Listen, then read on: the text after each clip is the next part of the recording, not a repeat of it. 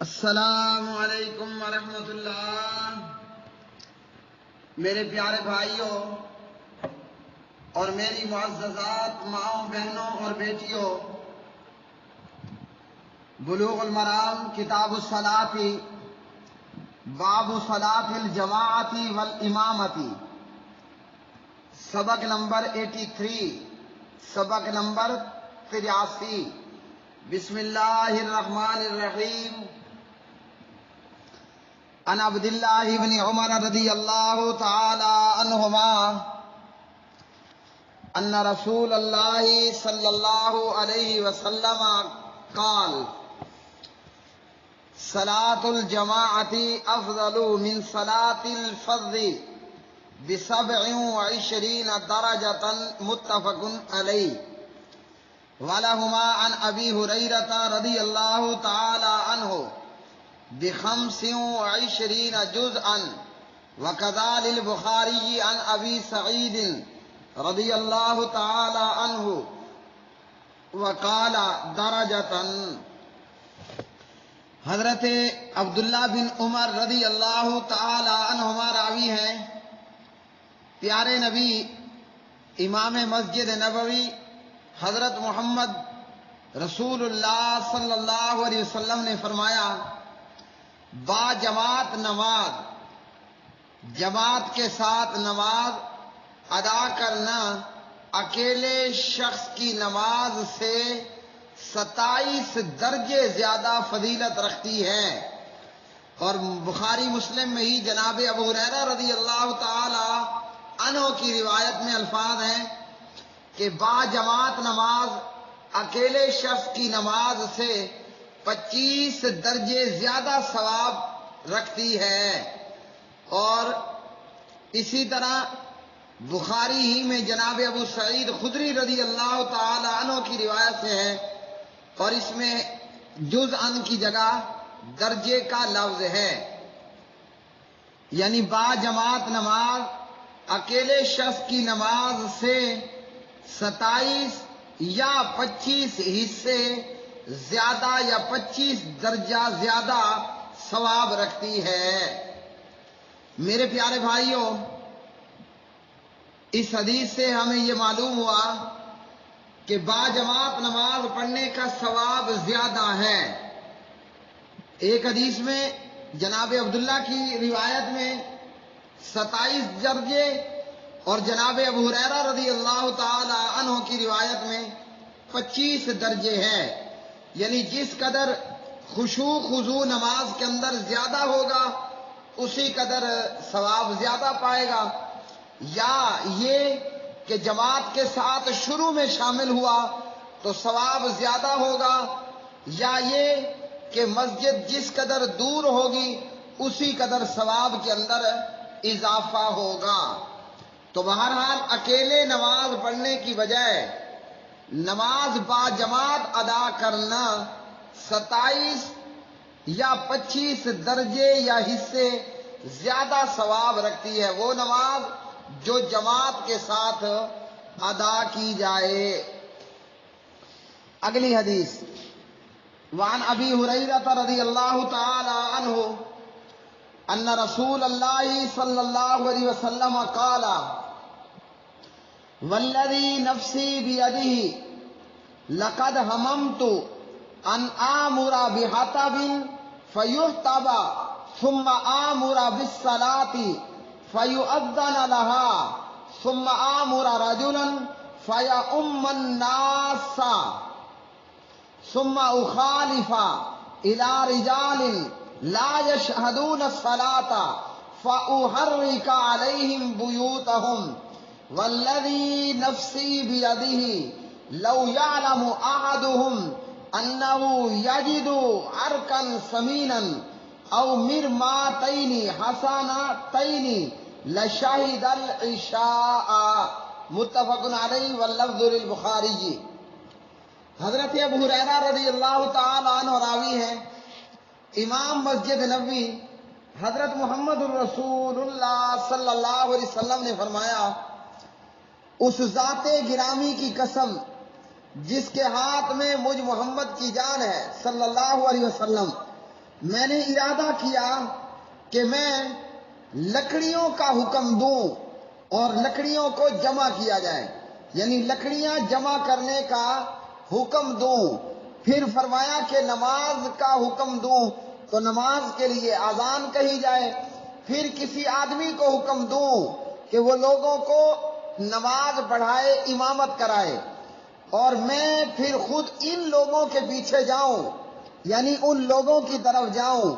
جو نماز میں یعنی جماعت میں شریک نہیں ہوتے، اور پھر ان کے گھروں کو ان پر آگ لگا کر جلا دوں، یعنی جماعت سے پیچھے رہنے والے گھروں میں موجود لوگوں کو ان کے گھروں سمیت آگ لگا کر جلا دوں۔ اس ذات کی قسم جس کے ہاتھ میں میری جان ہے، اگر ان میں سے کسی کو یہ معلوم ہو جائے، یعنی جماعت سے پیچھے رہنے والوں کو یہ معلوم ہو جائے کہ اس کو گوشت سے بھرپور ہڈی مل جائے گی یا دو خوبصورت پائے مل جائیں گے، تو وہ نماز عشاء میں ضرور حاضر ہو۔ تو میرے پیارے بھائیوں، اس حدیث سے بھی نماز با جماعت ادا کرنے کی اہمیت معلوم ہوئی کہ نماز با جماعت کی یہ اہمیت ہے، جو نماز با جماعت ادا کرنے سے پیچھے رہ جاتے ہیں، پیارے نبی علیہ الصلوۃ والسلام ان پر اتنا غصہ ہو رہے ہیں کہ آپ فرما رہے ہیں کہ جو نماز با جماعت سے پیچھے رہنے والے ہیں، میرا دل یہ چاہتا ہے کہ میں ان کو ان کے گھروں سمیت آگ لگا دوں۔ یہ وہ پیغمبر فرما رہے ہیں جو طائف میں پیدل گئے، پیدل آئے کہ طائف والے توحید کی دعوت شاید کہ قبول کر لیں، اور طائف والوں نے دعوت توحید قبول نہ کی، بلکہ بدلے میں آپ صلی اللہ علیہ وسلم کے پیچھے آوارہ لڑکوں کو، کم عمر نادان ناسمجھ بچوں کو لگا دیا، اور انہوں نے پیارے نبی علیہ الصلوۃ والسلام کو کنکروں پہ کنکر مارے، اور اتنے کنکر اور پتھر کھانے کے باوجود آمنہ اور عبداللہ کے بیٹے، عبد المطلب کے پوتے جناب محمد الرسول اللہ صلی اللہ علیہ وسلم کی زبان سے ایک کلمہ بھی بد دعا کا نہ نکلا۔ اگر آپ علیہ السلام بد دعا کرنا چاہتے تو اللہ کے حکم سے ملائکہ نے ان طائف والوں کو دو پہاڑوں کے بیچ میں یوں پیس کر کے رکھ دینا تھا جیسے گندم چکی کے اندر پیس کر آٹا بنا دی جاتی ہے، لیکن حضرت محمد الرسول اللہ صلی اللہ علیہ وسلم، جن کو اللہ سبحانہ و تعالیٰ نے فرمایا وَمَا أَرْسَلْنَاكَ إِلَّا رَحْمَةً لِلْعَالَمِينَ، کہ ہم نے آپ کو کل جہان والوں کے لیے رحمت بنا کر بھیجا ہے۔ تو زبان نبوت، زبان رحمت سے وہاں طائف والوں کے لیے بد دعا نہ نکلی، مگر نماز با جماعت سے پیچھے رہ جانے والوں کے تعلق سے پیارے نبی فرماتے ہیں دل تو یہی چاہتا ہے کہ میں جماعت سے پیچھے رہ جانے والے لوگوں کے گھروں کو یہ آگ لگا دوں، ان کو ان کے گھروں سمیتو۔ میرے پیارے بھائیوں، اس باب میں جناب عبداللہ بن عمر رضی اللہ عنہما کی روایت، جناب ابو ہریرہ کی روایت، ان روایات سے ہمیں یہ معلوم ہوا کہ نماز با جماعت کی یہ اہمیت ہے۔ اب یہ کہ نماز با جماعت ادا کرنا، نماز کو جماعت کے ساتھ پڑھنا، یہ فرض ہے، واجب ہے یا سنت مؤکدہ ہے، اس میں ائمہ کے مختلف اقوال ہیں۔ بہت سے ائمہ کرام رحمہم اللہ تعالی انہوں نے ان احادیث اور ان جیسی احادیث کو مد نظر رکھتے ہوئے کہا کہ نماز با جماعت پڑھنا فرض ہے۔ کیوں کہ اگر نماز جماعت سے پڑھنا فرض نہ ہوتا تو نبی علیہ الصلوۃ والسلام گھروں کو جلا دینے کی بات نہ کرتے۔ اس پر اتنی وعید کرنا یہ اس بات کی دلیل ہے کہ نماز کو باجماعت ادا کیا جائے۔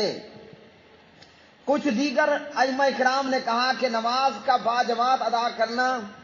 سنت مؤکدہ ہے۔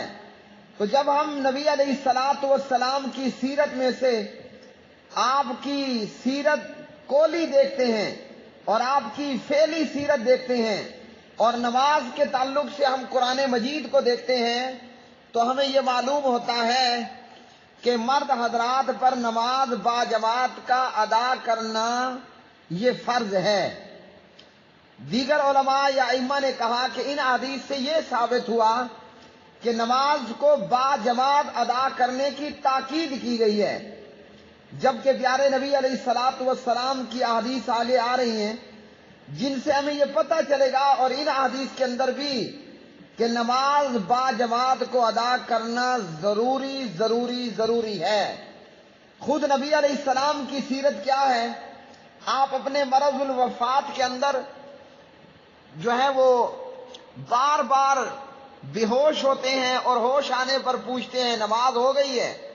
اسی طرح ایک مرتبہ میں مرض الوفات کے اندر پیارے نبی دو بندوں کے کندھوں کا سہارا لے کر نماز باجماعت میں شریک ہوئے اور محمد الرسول اللہ صلی اللہ علیہ وسلم کے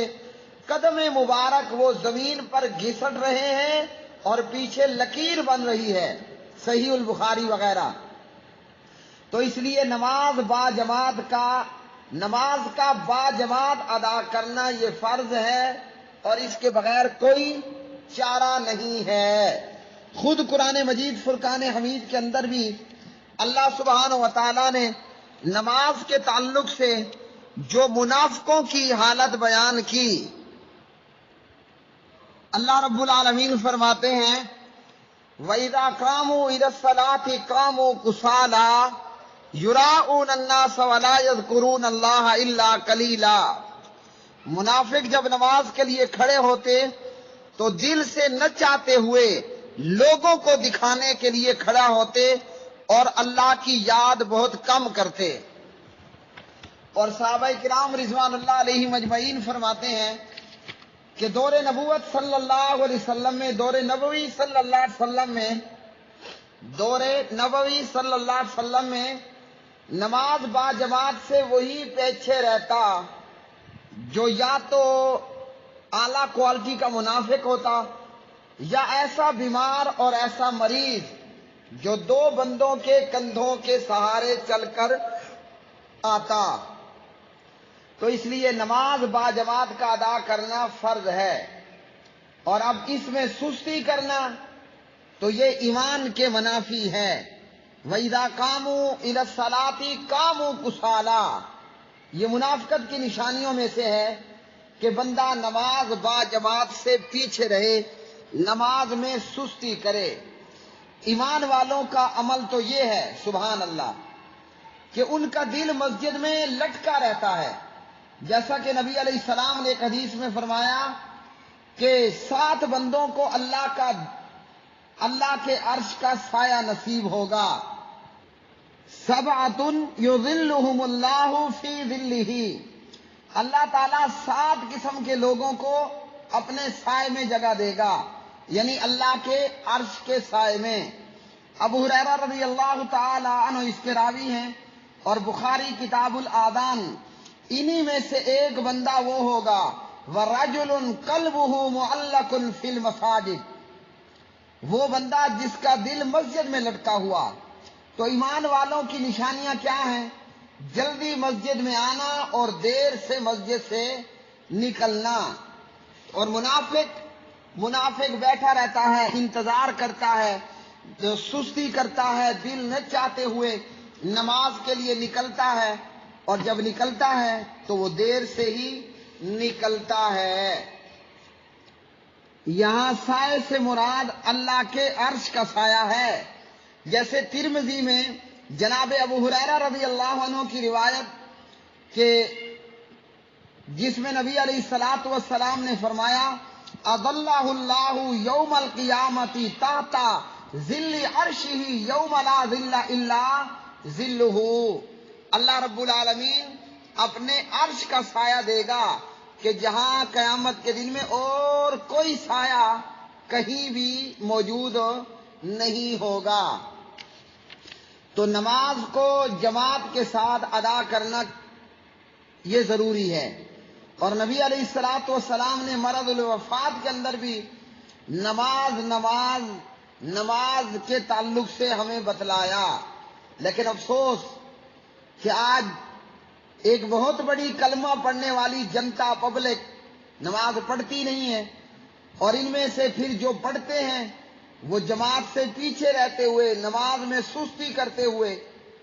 تو اس لیے ہمیں چاہیے کہ ہم